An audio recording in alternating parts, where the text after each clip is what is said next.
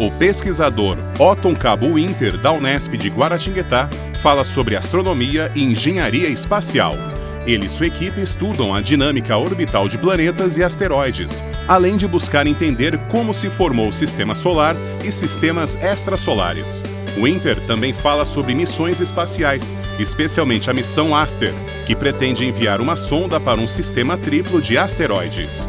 O Ciência Sem Limites começa agora! Bem-vindas e bem-vindos! O Ciência Sem Limites está no ar. Como vocês puderam ver na abertura, o tema do programa desta semana, nós vamos falar sobre astronomia e engenharia espacial.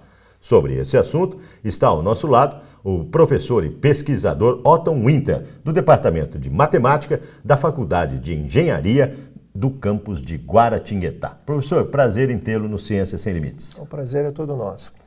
Professor, antes da gente entrar no tema conforme anunciado na abertura, para quem está nos vendo, fala um pouco sobre a sua formação acadêmica. Eu fiz graduação na própria Unesp em licenciatura em Física. E aí fiz mestrado no ITA, Instituto Tecnológico de Aeronáutica, em Engenharia Espacial. E o doutorado na Universidade de Londres, na Inglaterra, na área de Astronomia Dinâmica. E hoje o senhor está aqui no Departamento de Matemática. Sim, correto. Não precisa ser resumido não, mas conta pra gente astronomia, engenharia espacial, a parte de orbital, enfim, o tema do programa desta semana. A gente trabalha aqui no nosso grupo, principalmente a parte de o que a gente chama de dinâmica orbital e planetologia. Então, envolve a questão dos estudos das órbitas, da dinâmica dos corpos naturais, né, e que aí seria a parte astronômica. Então, a gente estuda asteroides, cometas, anéis planetários, planetas extrasolares. E, vinculado a isso, a gente trabalha também, que a gente utiliza o mesmo ferramental na engenharia espacial para missões espaciais, satélites artificiais. Então, a gente estuda manobras, trajetórias e sondas que vão explorar outros corpos, asteroides, outros planetas. Então, o elo, a gente estuda o elo entre essas duas áreas, envolvendo esses dois assuntos. Para quem está nos vendo, é correlacionada, mas tem uma grande diferença entre astronomia e engenharia espacial. Sim, sim. Na astronomia, a gente se baseia no que é observado. Então, a gente não interfere nos fenômenos. Então, através de telescópios em terra ou no espaço, através de sondas espaciais que fazem imageamentos. Então, a gente tem os dados e, a partir daí, a gente estuda esses dados. Com relação à engenharia, aí envolve a questão de você realmente propor ou fazer missões espaciais. Então, você vai estudar, você vai trabalhar com um objeto que você vai colocar em órbita ao redor da Terra, ou você vai mandar uma missão para a Lua ou para algum outro corpo. Então, você interage, você vai propor trajetórias, manobras orbitais para esses corpos. O senhor falou em telescópio. Essas imagens que nós estamos vendo desse telescópio, está aqui nesse prédio, aqui no departamento? Sim, nesse mesmo prédio. Qual é a função dele? Esse telescópio ele é utilizado principalmente com finalidade científica. Ele é um telescópio de tamanho relativamente pequeno, mas a gente faz parte de uma rede internacional de ocultação. O que seria isso? Então a gente observa pequenos corpos que tem no nosso sistema solar e como o telescópio é pequeno, os corpos estão distantes, é muito difícil de observar eles diretamente. Mas quando esses objetos passam na frente de estrelas, a gente está observando uma estrela e a gente vê a mudança do brilho da estrela. Isso é feito por vários telescópios ao longo do planeta. E confrontam informações. Exatamente. E juntando todas as informações, a gente consegue saber, por exemplo, o formato desse corpo. Se esse corpo tem um satélite ao redor dele, ou mais informações, por exemplo, tem um caso, um estudo que a gente fez, que foi descoberto, anéis ao redor de um desses corpos através da ocultação. O senhor não atua sozinho, o senhor tem uma equipe e que grupo que o senhor coordena? Aqui em Guaratinguetá a gente tem um grupo de dinâmica orbital e planetologia. Esse grupo é composto, somos 8 professores do Departamento de Matemática, alunos de iniciação científica, mestrado, doutorado, pós-doutorado, então compõe o grupo em torno de 40 pessoas. O senhor falou agora há pouco em asteroides com anéis e tal. O senhor tem algum orientando, alguma pessoa que pesquisa esse assunto? Sim. A gente tem alguns alunos, em particular tem a Thaís, que trabalha exatamente com a questão da dinâmica dos anéis ao redor de um Vamos ver desses o que ela tem a nos dizer? Roda o VT da Thaís. No meu mestrado, atualmente, eu estou pesquisando a dinâmica dos anéis do Centauro Chariclo. Esses anéis eles foram descobertos em 2013, mas ainda não se sabe exatamente o tamanho desse corpo. O Centauro é uma outra classificação de asteroides que a órbita deles fica próxima à dos planetas gigantes. Em específico, esse Centauro ele tem a órbita entre Saturno e Urano. Então, o objetivo do meu trabalho é determinar o tamanho desse corpo através da estabilidade desses anéis, ou seja, qual o tamanho dos eixos A, B e C que vai fazer com que os anéis fiquem estáveis na mesma localização onde eles foram observados.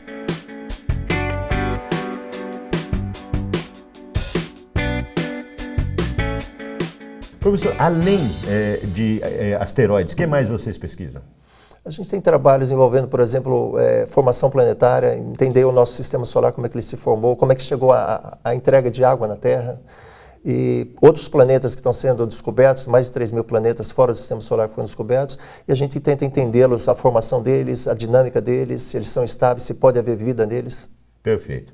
Nós estamos chegando no final deste bloco. No bloco seguinte, é lógico que a gente vai explorar muito mais aqui o professor Otton Winter e saber os motivos da importância dessas pesquisas aqui, não só para a universidade, como para todo o planeta Terra. Se você quiser contactar o pesquisador, o e-mail dele está aparecendo aí na sua tela, ocwinter@feg.unesp.br. Se quiser conhecer um pouco mais sobre o campus de Guaratinguetá, www.feg.unesp.br. Para você contactar a gente, o e-mail também está aí, cienciasemlimites@tvu.unesp.br. E se quiser rever os nossos programas, www.tv.unesp.br. É um rápido intervalo e voltamos na sequência.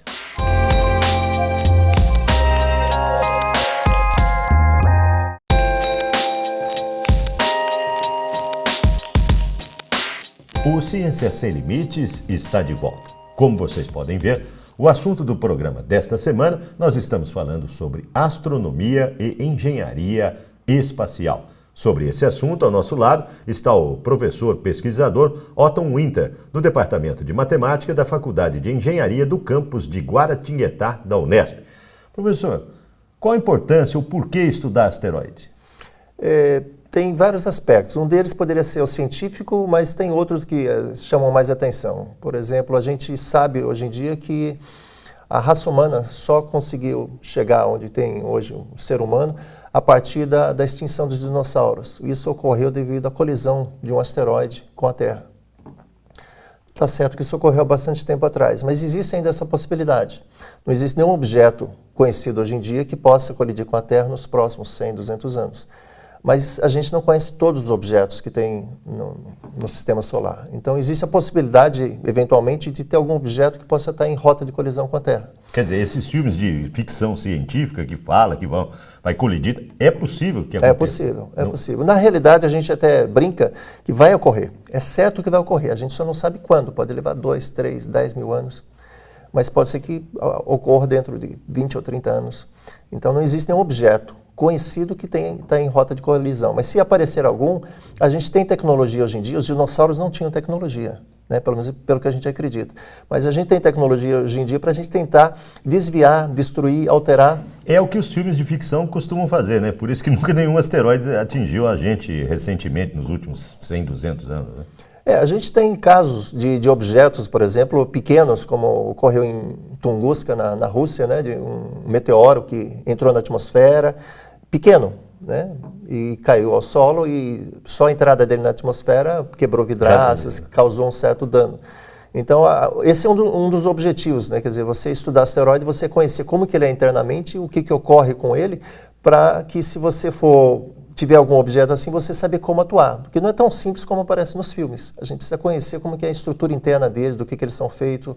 Não é ir lá e soltar uma bomba, que isso pode ser pior. Então você precisa conhecer eles. Então estudá-los, a gente vai entender isso. Esse é um dos motivos. Outro motivo é esses objetos, eles são conhecidos, a gente chama, são os tijolinhos que formaram o sistema solar, o nosso sistema.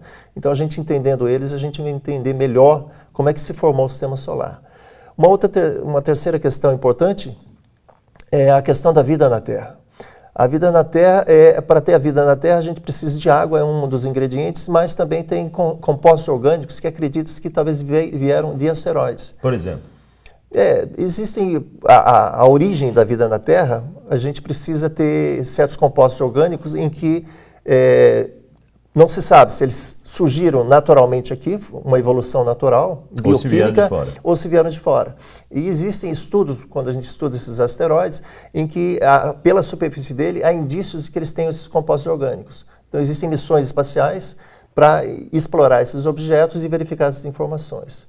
E tem uma quarta importância, hoje em dia, mais comercial, mas parece futurista, mas já existem empresas, pelo menos 3 empresas internacionais, preocupadas em fazer mineração de asteroides. Então, a ideia é ir explorar e tirar materiais raros desses asteroides comercialmente. Quer dizer, ir lá no espaço buscar? Exatamente, exatamente. Que são esses ônibus espaciais, exemplo desse que a gente vê nos Estados Unidos. Você vai fazer uma viagem espacial, vai, volta e tal, Exatamente. vai fazer um passeio, né? Na realidade, a proposta é bastante complexa. A ideia é você pegar um desses asteroides, você iria com uma sonda, quer dizer, não um ser humano, mas tudo robótico. Sim. Uma sonda que capturaria algum desses objetos, traria ele, colocaria em órbita próximo da Lua, e depois daqui da Terra iriam missões com seres humanos para ir lá explorar e tirar o material.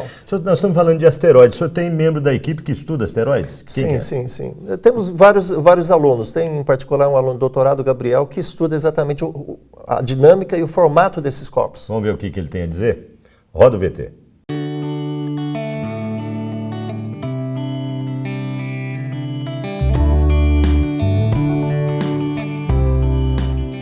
No meu mestrado, eu pesquisei a influência de torques ambientais em satélites artificiais. Torques ambientais são forças que agem em satélites que estão orbitando a Terra, né? Esses torques podem vir a destruir a órbita do satélite, fazer ele cair ou qualquer coisa do tipo. Então, o estudo foi sobre isso. No doutorado, eu pesquiso a dinâmica de pequenos corpos irregulares. Na realidade, pequenos é algo bem relativo, pequeno em comparação ao tamanho de um planeta. Dos corpos que eu trato, por exemplo, tem corpos com mais de 200 quilômetros de diâmetro, né? Então, esses pequenos corpos irregulares, na realidade, são cometas, asteroides de todos os tipos. A ideia de estudar essa dinâmica e como que eu posso colocar um corpo ao redor desse asteroide é pesquisar órbitas que uma sonda pode fazer. Isso é bem interessante hoje em dia porque tem bastante sondas sendo enviadas para cometas ou asteroides que pretendem ou pousar no asteroide ou enviar um módulo no asteroide. E já teve casos até de alguns módulos que foram perdidos ou módulos que pousaram no lugar errado, porque não se tem um entendimento completo de como funciona essa dinâmica, como os corpos orbitam exatamente esses corpos que são muito irregulares.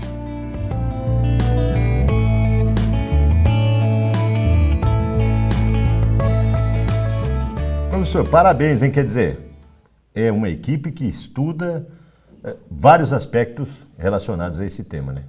Exatamente. A gente tem vários alunos nisso. O senhor passou, antes da gente começar o bate-papo, o que é a Missão Aster? Missão Aster é a primeira proposta brasileira de uma missão espacial. A gente chama uma missão espacial de espaço profundo. E espaço profundo seriam missões que não ficam aqui ao redor da Terra. Então, é a proposta da gente enviar uma missão brasileira para explorar um sistema de asteroides. É uma colaboração com os russos e tem vários aspectos importantes dessa missão, que são, um deles é a parte científica, né, de explorar asteroides com os objetivos que eu citei anteriormente, mas tem um outro aspecto muito importante que é o desenvolvimento tecnológico. Essa área de engenharia espacial, ela tem um mercado comercial muito grande e de alto valor agregado, de altas tecnologias. E o Brasil tem empresas e pessoal capacitado para desenvolver essa área. Então, essa missão ela abriria portas para desenvolvimento dessa área tecnológica espacial.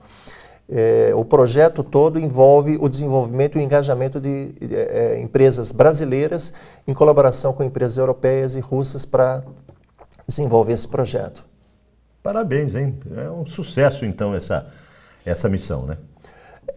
A expectativa é muito grande. Uma outra vertente que a gente tem nessa missão também é o que a gente chama de estratégica, que é colocar o país num nível, num patamar de reconhecimento internacional, isso externamente. Internamente, a gente pretende ter todo um trabalho de divulgação e envolvimento de estudantes.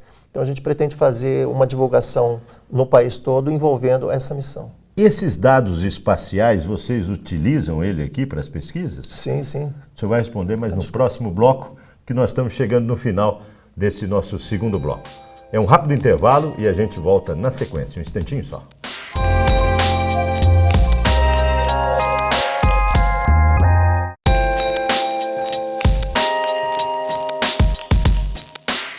O Ciência Sem Limites está de volta. Como você pode ver, o assunto do programa desta semana, estamos falando sobre astronomia e engenharia espacial. Ao nosso lado está o professor pesquisador Otton Winter, do Departamento de Matemática da Faculdade de Engenharia do campus de Guaratinguetá. Professor, eu tinha perguntado no bloco anterior, esses dados espaciais, como o senhor estava contando para a gente, vocês utilizam aqui? De que forma? Qual o objetivo? Sim, a gente analisa eles de várias maneiras. Então, em particular, por exemplo, existe uma missão Cassini, que está atualmente em Saturno, já há mais de 10 anos em Saturno, e parte dos dados que eles mandam, por exemplo, são imagens dos anéis planetários. E essa imagem que a gente está vendo agora? Sim. Esse tipo de imagens que a gente tem dos anéis, a gente analisa elas e a gente consegue tirar novas informações. Então, um dos estudos que a gente fez recentemente a gente tentou explicar a origem de um dos anéis que foi descoberto no sistema de 2 satélites. E ele tem uma peculiaridade bastante curiosa, que a gente chama ele até de vagalume, que é como se ele acendesse e apagasse. Na realidade, a sonda ela fica girando ao redor do planeta e o anel só é visto quando ele está numa determinada posição. Tem que estar alinhado o Sol, o planeta e a sonda. Aí consegue ver os anéis. Se ele estiver em outra posição, os anéis não aparecem, mas eles estão lá. Professor, além dessa missão que o senhor explicou, existem outras? Sim. Tem uma missão conhecida como New Horizon, que teve bastante impacto na mídia o ano passado, que passou por Plutão. Então, foi uma sonda espacial que foi enviada aqui da Terra e foi até Plutão, que é um planeta bastante distante no sistema solar. E a gente fez estudos, tem um sistema Plutão, ele tem um satélite bastante grande, chamado Caronte. E aí esse sistema Plutão-Caronte, a dinâmica dele, o estudo dele é bastante peculiar, bastante diferente. Então, a gente vem trabalhando nisso já há alguns anos e a gente descobriu que tinha uma região próximo deles, em que poderiam ter partículas, que era uma região estável. E aí, em função dessa informação, o pessoal da própria missão convidou a gente para ir aos Estados Unidos e discutir com eles esse problema, porque poderia danificar, correria risco a missão. A sonda, se ela passasse por essa região, poderia causar danos. Então, a gente foi lá, apresentou os resultados para eles pediram para nós outras análises. Eles acataram a sugestão? Sim. Outras análises. E aí, para analisar o caminho que a sonda teria que seguir para evitar esse tipo de problema. Tiveram ajustes, mas eles para evitar esse tipo de dano. Maravilha. Em termos de formação planetária, você tem elementos na equipe que estudam essa parte? Sim. A gente tem alguns alunos e pós-doutorandos, em particular a gente tem um pós-doutorando que voltou recentemente da França, realmente um expert nesse tipo de assunto. A gente estuda a formação, desde a formação do próprio sistema solar. Uma das questões que eu comentei é a questão da água na Terra, que é importante para a origem de vida na Terra. Então, como é que isso foi feito durante a formação do sistema solar? E tem também de planetas extrasolares. Então, no planetas extrasolares, a formação deles, existem atualmente mais de 3.000 planetas que foram descobertos. E uma das questões importantes é a questão da vida. Será que existe vida em outro sistema? Essa é uma questão que o ser humano sempre se pergunta. Extraterrestres, né? Como exatamente. Muita gente questiona, né? Então, a possibilidade é bastante grande. Então, a gente estuda esses corpos que estão sendo descobertos, as condições dele. Uma questão importante que é analisada é chamada habitabilidade, quer dizer, se estão numa região ao redor da estrela que eles estão, em que pode ter água em estado líquido, então pode ter algum tipo de vida na maneira que a gente conhece. E aí a gente faz estudos da formação, da evolução deles. Em particular, tem um aluno de iniciação científica que está trabalhando estudando a estabilidade de um desses planetas que foi descoberto. Vamos ver o que eles têm a dizer, então? Roda os 2 VTs dos pesquisadores pertencentes ao grupo do professor Otton Winter.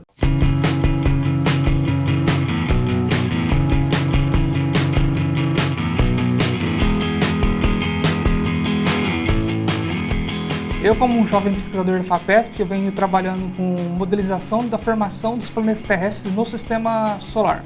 Eu estudo a origem da água na Terra, como os asteroides se formaram, por que o cinturão de asteroides tem pouca massa e tem uma estrutura dinâmica bastante peculiar.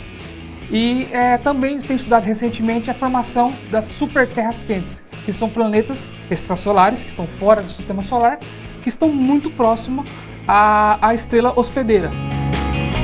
A importância da água no planeta está relacionada à origem da vida, E uma das questões filosóficas da humanidade é como surgiu a vida na Terra. Então a gente compreendendo, estudando outros planetas e a própria água na Terra, a gente pode entender a questão da origem da vida fora do sistema solar.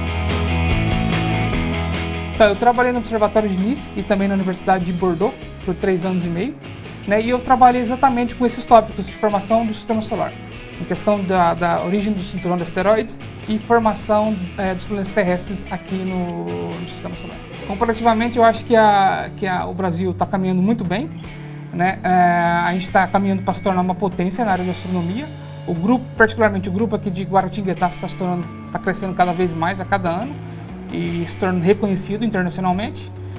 E eu acho que a questão do financiamento na Europa ela é superior ao do Brasil, mas a gente está fazendo pesquisa de ponta no nosso país.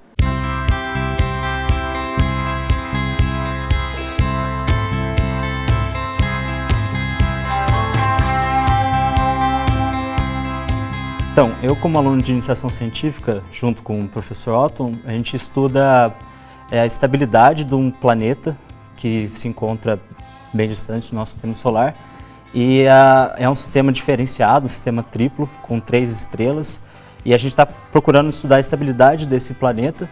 Ele tem uma estrela central, que é uma estrela tipo Sol, e tem uma estrela binária que orbita em volta do planeta e da estrela.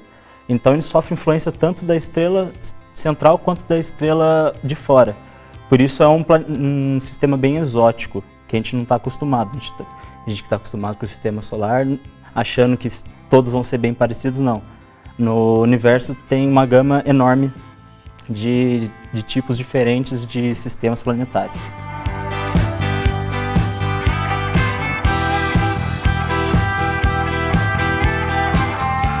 Professor, o grupo é relativamente extenso e o tempo nosso é muito curto, porque a gente gostaria de explorar muito mais vertentes das pesquisas realizadas por vocês. O que eu não perguntei que o senhor gostaria de destacar nesse final de bate-papo? Bom, eu gostaria de destacar que na realidade é um grupo grande, somos 8 professores do departamento de matemática e existem muito mais pesquisas sendo feitas dentro desse campo que a gente está explorando aqui. E além disso, tem outras atividades, por exemplo, a gente tem uma escola de verão que a gente organiza já há mais de 20 anos. Isso aí é extensão? Sim, atividade de extensão, em que os pesquisadores, não somente do grupo, mas a gente traz pesquisadores de outras universidades aqui, dura uma semana inteira, de manhã à tarde, e é aberto a graduandos, graduados, professores da rede pública ou privada. É uma espécie de reciclagem para eles. Sim, sim. Então, e de aprimoramento, né? Exatamente, a gente traz informações básicas e também o mais atual que está ocorrendo na área, aberto de maneira acessível a esse público. E levam lá para as salas de aula um material fresquinho, vamos dizer assim. Exatamente, exatamente. Parabéns pela iniciativa, parabéns, sucesso com o seu grupo, com a equipe e muito obrigado pelo bate-papo. Muito obrigado, eu que tenho que agradecer, é um prazer. Você contacta o pesquisador, o e-mail dele está aí na sua tela, ocwinter@feg.unesp.br. Para conhecer um pouco mais sobre o campus de Guaratinguetá, www.feg.unesp.br. E para rever os nossos programas, www.tv.unesp.br. Você pode baixar o aplicativo Unesp TV para iOS ou Android e assistir a nossa programação em seu celular ou tablet. Na próxima semana, uma nova pesquisa, um novo pesquisador. Esperamos por você.